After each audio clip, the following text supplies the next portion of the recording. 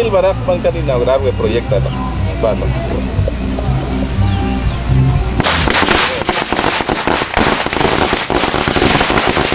Acá en la comunidad de Chatinap II, aquí participando con los comités de esta comunidad, presentes acá pues, los vecinos, los miembros del COCODE, hoy con el objetivo de inaugurar el proyecto de carrileras que consiste en 200 metros lineales que hoy pues se le está entregando a la comunidad por parte de la Municipalidad de Santa Cruz del Quiché. Es un proyecto que los COCODES venían gestionando con anterioridad y que gracias a Dios pues hoy se le está haciendo entrega, ya que es una necesidad de mucha importancia para ellos, porque aquí transitan vehículos,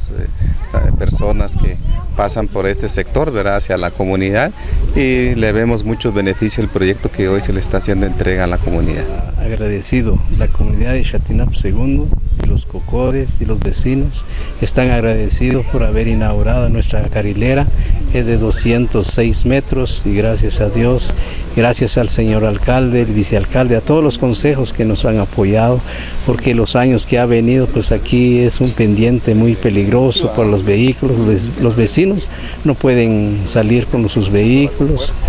traen carga, se quedan en medio camino, pero ahora sí ya se mejoró, pues estamos muy agradecidos. Estamos bien alegres porque estamos inaugurando 206 metros de carrilera y nosotros estamos agradecidos con el alcalde, toda la autoridad que nos echaron la mano aquí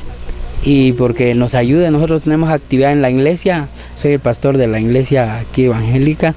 y tenemos actividad de cuesta que salen los carros aquí. Ahora pues gracias a Dios y gracias al alcalde y los COCODES que trabajaron, ahora nos ha sido de gran bendición porque salimos fácil.